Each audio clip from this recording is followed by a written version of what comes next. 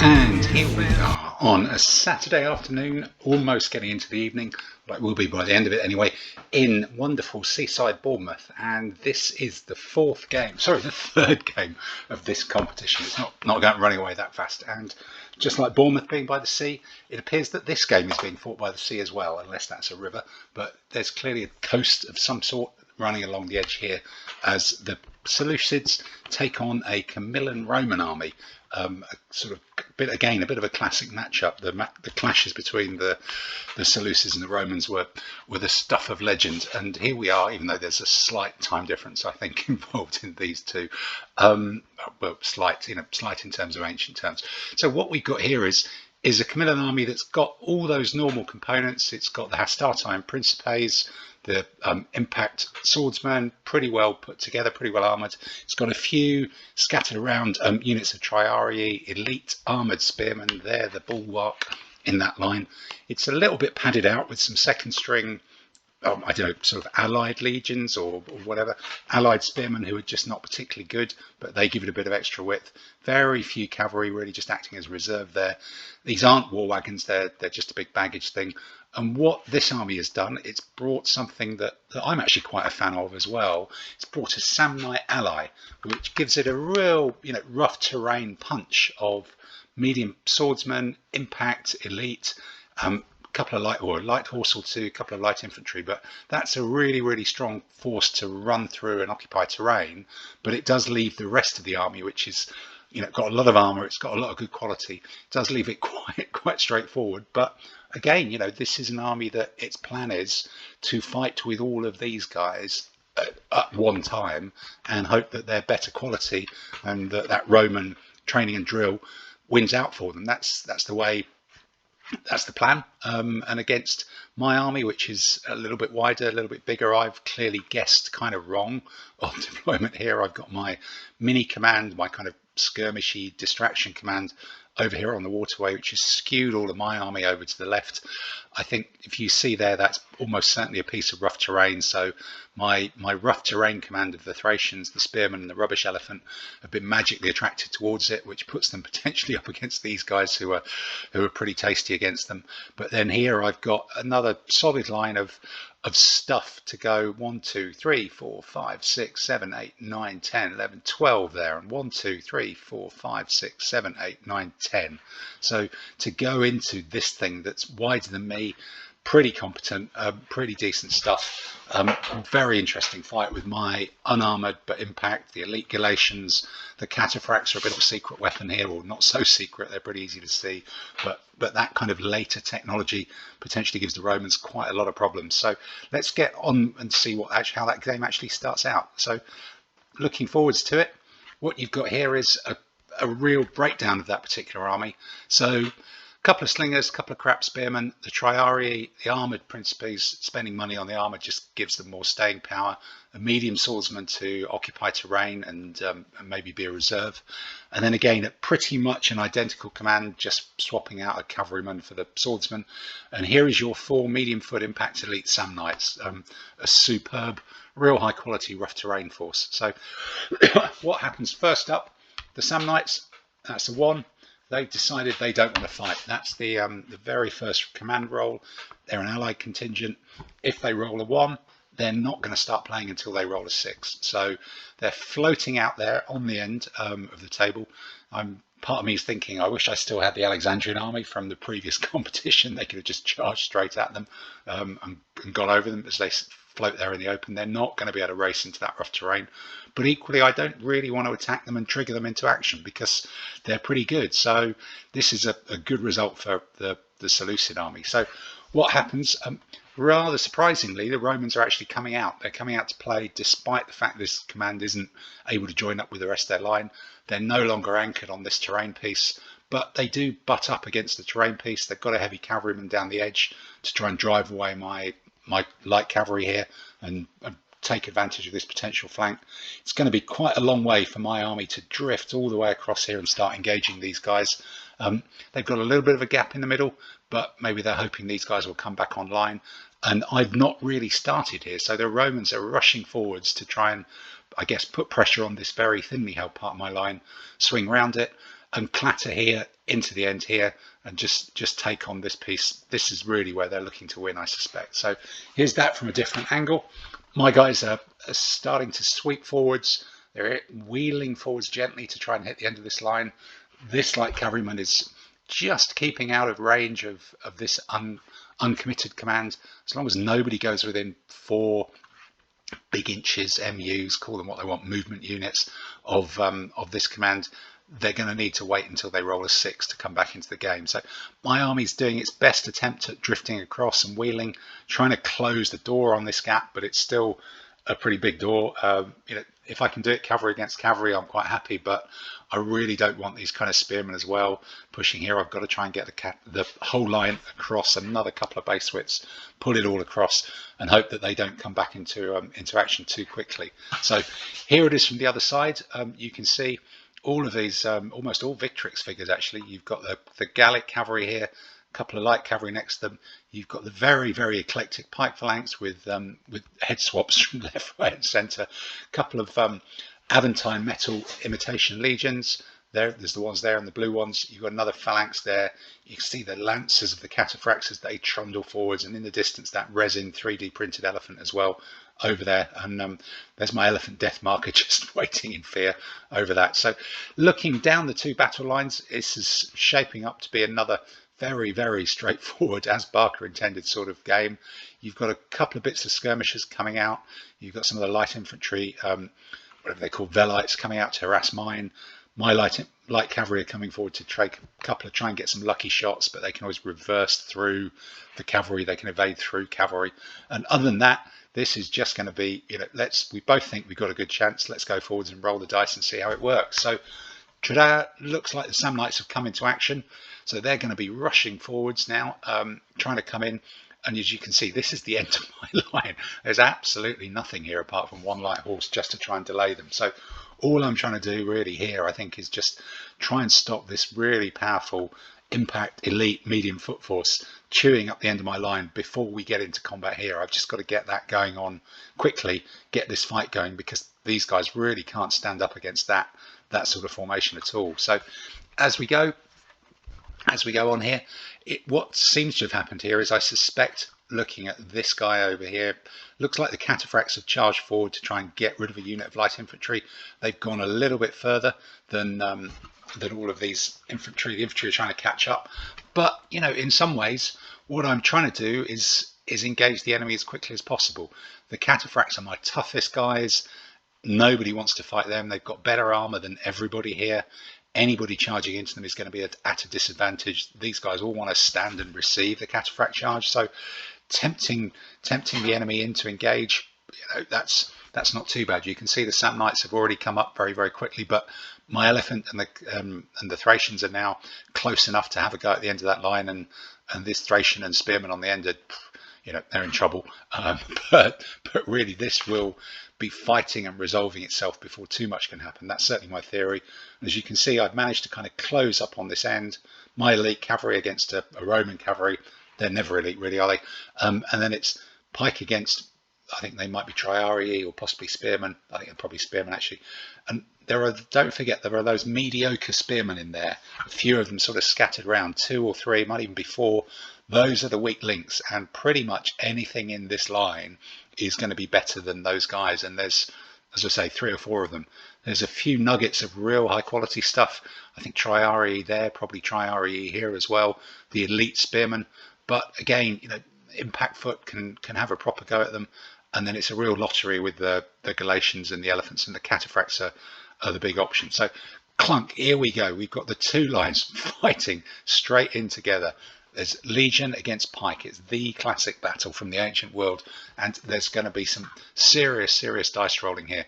Let's have a look. I wonder who's gone first. I wonder who's charged first. You know, if my guys charge first, these 2 are at a disadvantage. Nobody else is. But if we don't charge, what's the point? And it does look like actually the Romans may well have charged. They've come forward past that line. They've seen an opportunity. Actually, here's a cute bit. They've seen an opportunity. So as this line of Romans comes forward, the light infantry, the Velites, can come back in. They can do that light infantry thing as the battle line starts to get a bit fragmented here, they're coming in and forming an overlap to this spear unit here against the cataphracts. So these guys fight to the front, wouldn't normally count as an overlap because they're fighting to the front. That's the way it works in ADLG. But this guy coming back in, he's been dancing between the lines. He's come back out, he's come back in. He's now the overlap, which really, really evens up the odds on that unit there with the finger on it. Nothing quite happened here. It looks like maybe the elephant and the Thracians are in. Over that side, these pikemen have not quite managed to get in, but this is going to be pretty brutal combat. So what's going to happen here? My embedded commander's fighting. You can see the Galatians have both come off worse, so perhaps the Galatians did actually charge here. One hit there, one hit there. I've done the same thing, bringing up my skirmishers into the second rank. The pikemen, elite pikemen, led by the general, Clunk, they've gone into whatever that is, and a red is always bad news, isn't it? That's possibly even 3 hits, so that's already a problem. Everything else looks like it's fighting pretty toe-to-toe. Maybe that's 2 hits where the pikemen have gone in. That could be, I wonder what that is, that could be another mediocre one. The cavalry are all engaged, so it's a question of fighting, and this is where the Romans' armour, a lot of those troops have got armour, will come in. That mitigates hits in prolonged combat, which my guys just don't have. Nobody's got armour here at all. So, cool, what's happened there? Yep, this guy was winning. He was against someone on red. He's pushed straight through. This does suggest the Romans charged in as well, because this is my guys advancing after combat, which this is clearly the second turn of combat. But these Argiaspids next to them have done well as well. So let's have a look. Who were they fighting? Was there an injury there? Ah, just seen it. Yes, there was a 2 there. Obviously had a bit of good fortune. So suddenly this turns into a very, very big hole in the line. The Galatians have taken a real pasting. But they've hung on. That's the important bit. So they're still fighting. Now it's going to be the Romans' turn. Even if they do kill these Galatians, who are looking pretty sort of last legs-ish, this guy will then, in his turn, be free to turn onto their flank. This guy, being a general, can still turn onto this flank. Looks like the pikemen have driven through here. This may have been an area where some of the weaker troops were, and I can see a marker there. Maybe my Gallic cavalry are doing the business too. Over on this side, you can see this flood, this just tidal wave of Samnites. They're really keen to get into the battle and earn their spurs, maybe earn their Roman citizenship, maybe take over Rome, march the gates. And I'm putting up a real, this is a desperate rearguard action. Getting these light horse to stand really is, they're going to die. They're going to get crushed by these elite Samnite infantry, but with rather scary eyes, actually, looking at that guy. But they're going to get crushed. But what it does mean is these guys are going to spend a couple of turns fighting them.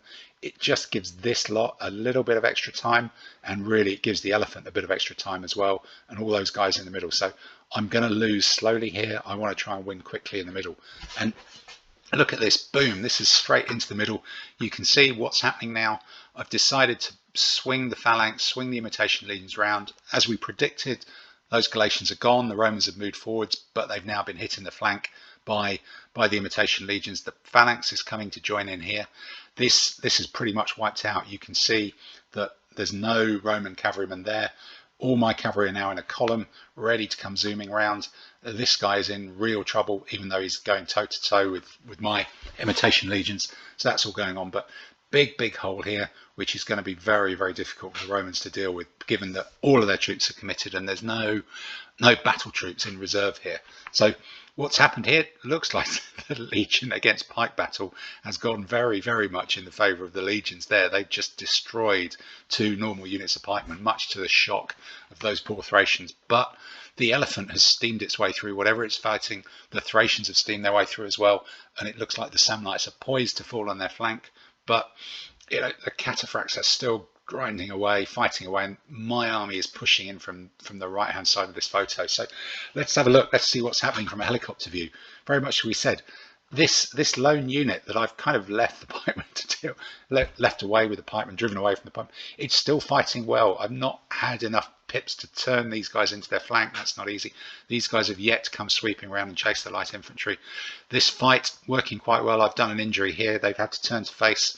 That's took some of the pressure off these guys. Both look like they've taken 2 hits. I can see a hit there, but this is still ongoing. But these chaps don't really, they're worried. What can the elephant do against them? What can the Thracians do? The Thracians are having to fight off Samnites in the flank. It's just a battle that this side of my army is collapsing with with the elephants being the sole exception. The whole centre of the Romans is collapsing, but and there's very, very little. There's soon going to be almost no Romans in this whole side of the table as this part of the army has crunched through them, even though those pikemen didn't. Over here, suddenly the Samnite light horse and the Samnite cavalry. Actually, is that an infantryman? My God, it might even be an infantryman, and their javelinmen are making a desperate run for the baggage. Nothing I can do about it. All my troops are here being surrounded, butchered by the Samnites, the rest of the Samnites swinging in. So that's a bit of a risk for my baggage. And you can see there then, yep, Samnites in the rear, Samnites in the flank, Samnites about to turn onto the Thracians. The elephants, these people are just trying to stop this force, which I knew was better than me. Very, very fortunate it was unreliable to start with, which slowed them down for a couple of turns, so it's really limited what damage they can do.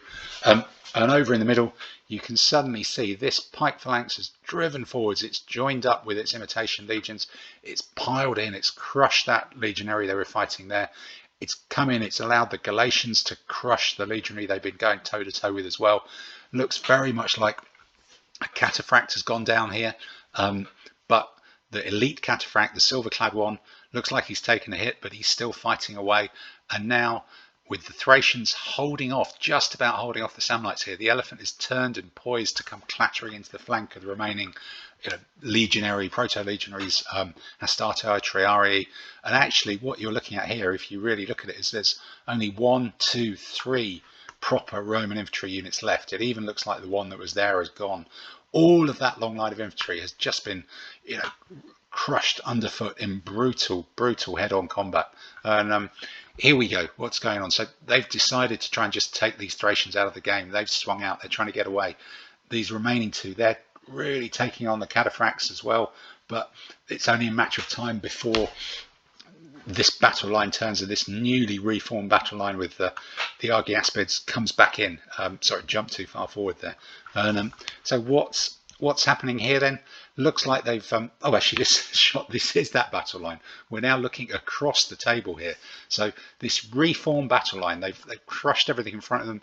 They swung round, they've reformed. You've got Argiaspids, you've got Galatians, you've got the elite phalanx piling into the last couple of bits of Roman infantry still remaining in the centre.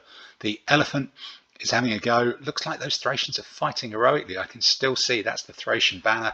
That's allowed the elephant to come, take out some more legionaries with a devastating flank charge, and now there's just sort of infantry, skirmishing infantry scattered around, wondering where the rest of their army has gone to. But there's absolute carnage on this table, left, right and centre. And here you go, you can see that's now taken a couple of hits. The generals are being committed to combat. That must be desperate straits as well. The elephants piling in, and the Thracians look like they've managed, with injuries, but they've managed to throw off in a prolonged combat the Samnites while the rest of them race off for the baggage. I've there got cavalry which are nearly getting into the enemy baggage as well. But I think all of this piece, with all these injuries, that's got to be it, very much it for the Roman army in a real tough, proper, historical feeling slogging match in which just one line crumpled that bit faster than the other. So while we're here, let's have a quick look at the Seleucid army. You've seen it enough times so far. It's very, very similar in a lot of ways to the Mithridatic army from a couple of competitions ago. What we've got is, we talked about it before, this is the anti-infantry central command. It can be unreliable because it sits in the centre. It can just about get away with that. 2 Galatians, they go straight forward. 2 heavy swordsmen impact, they go straight forward. Couple of pikemen, one of which is elite. He's got a general in him. So you've got 6 things there that can take on anything at all, really. And desperately, really good against infantry. You've got a Thracian javelinman that lurks at the back. It either fills gaps or it jumps through gaps to attack an elephant. And the textbook, couple of infantry skirmishers. Over in the centre, over on the wing, you've got a very similar command. 2 phalanx. It's got a double Thracian and elephant Death Star. It's got 2 cataphracts. So again, you've got 7 things there that are pretty happy to take on anything. The Theropori makes it 8. Means that you've got 4 units there that can go into terrain and 4 units to sit out of it. The light cavalry javelin is a bit of an outrider just to delay the enemy trying to come around the flank. And then this is the drop it on first. Don't really give much away. just an irritant command that just joins up with this one really, just to protect its flank. The elite heavy cavalry from the Galatians, ordinary general, he can't be included in the Galatians, which is a bit of a shame, otherwise he would be. So that's how the army stacks up in this game.